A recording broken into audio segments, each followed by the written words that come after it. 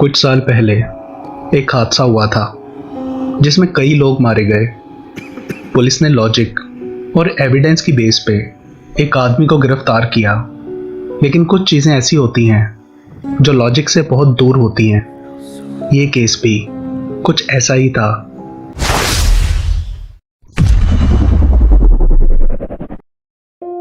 सात साल पहले मैं एक हॉस्पिटल में पैरामेडिक स्टाफ मेंबर था।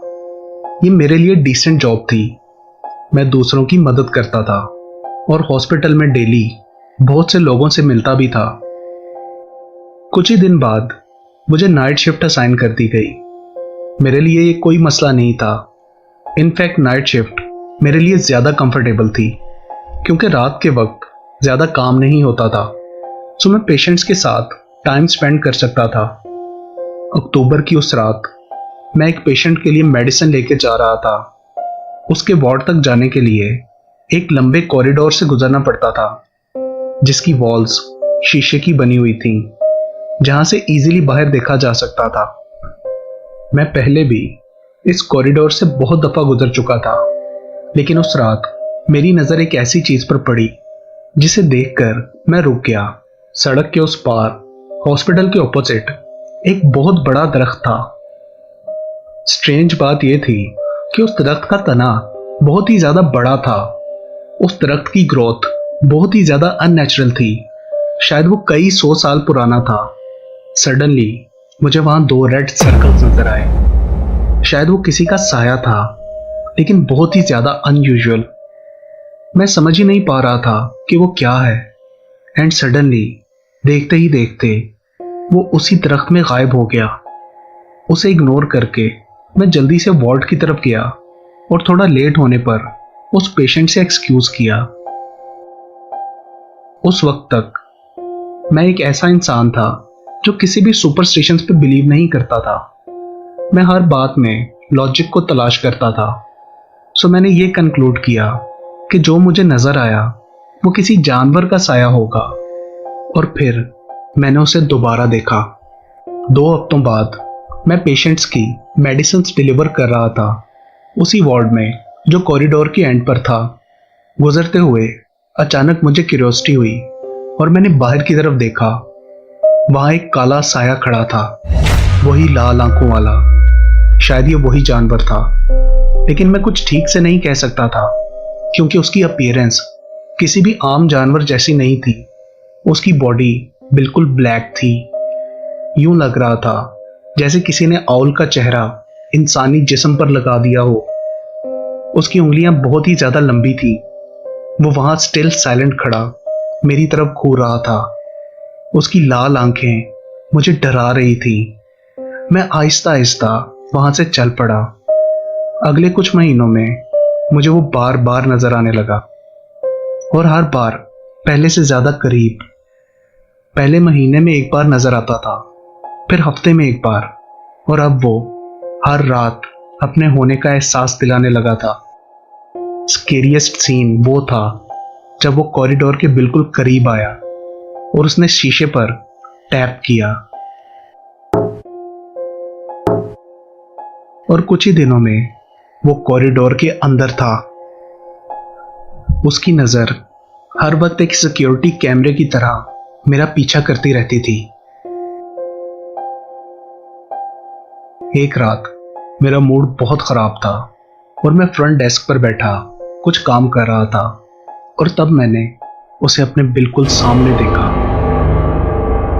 मैंने हिम्मत करके उसे डांटा और कहा, दफा हो जाओ यहां से, मेरा पीछा मत करो। अभी भी वो स्टिल साइलेंट खड़ा था और मेरी तरफ घूर रहा था। देन वो चला गया। अगले 2 दिन वो मुझे दिखाई नहीं दिया।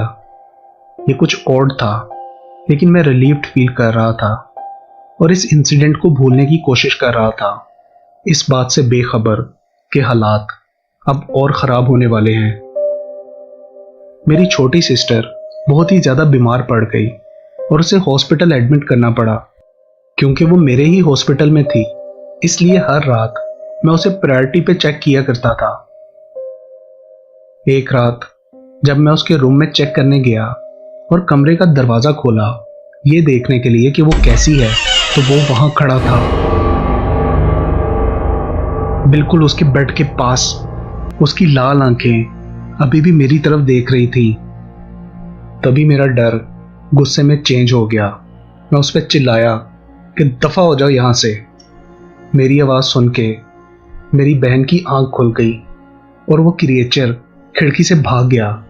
मैंने भागकर जल्दी से खिड़की बंद की और लॉक कर दी। मेरी बहन कंफ्यूज नजरों से मेरी तरफ देख रही थी। वो बीमार थी और मैं उसको परेशान नहीं करना चाहता था, सो मैंने झूठ बोला कि तुम्हारे कमरे में एक चमगादड़ घुस आया था और मैंने उसे यहां से भगा दिया।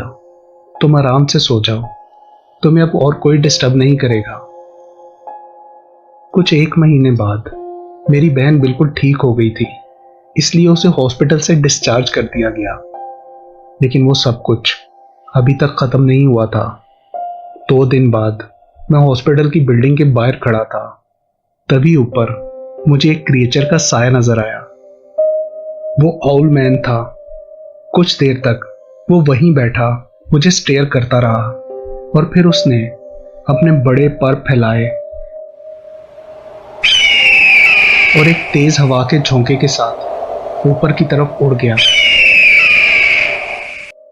अगली रात ठीक उसी टाइम पर हॉस्पिटल में बहुत ज्यादा आग लग गई। 100 से भी ज्यादा लोग मारे गए। लकीली आग लगने से कुछ ही देर पहले मैं अपने दोस्त के साथ हॉस्पिटल से बाहर गया था, जिस वजह से मेरी जान बच गई। इन्वेस्टिगेशन रिपोर्ट में यह बताया गया कि टैंक रूम में ऑक्सीजन का टैंक लीक था और वहां की वायरिंग में शॉर्ट सर्किट हुआ, जिसकी वजह से आग लगी और वो भयानक हादसा हुआ। लेकिन इस हादसे के पीछे एक ऐसी हकीकत थी जो मेरे अलावा और कोई नहीं जानता था। अपनी रिसर्च से मैं उस आउलमैन के बारे में अब तक बस इतना ही जान पाया था कि वो मौत का निशान है। वो जहां भी नजर आता है वहां बहुत से लोग मारे जाते हैं।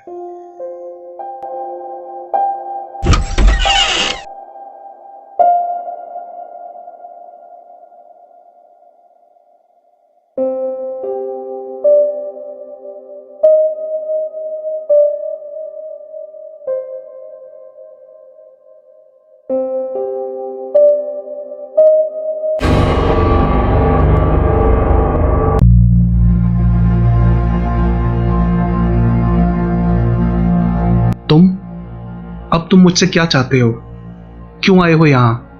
क्या जो कुछ हुआ वो तुम्हारे लिए काफी नहीं था? मैं ये सब अब और नहीं कर सकता। बहुत हो गया।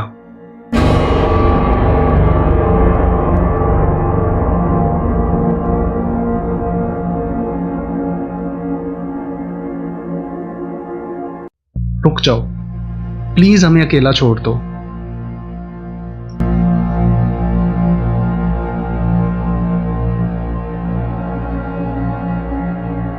ठीक है, मैं ये करूंगा, लेकिन प्लीज उसके बाद यहां से चले जाना और दोबारा कभी मत आना।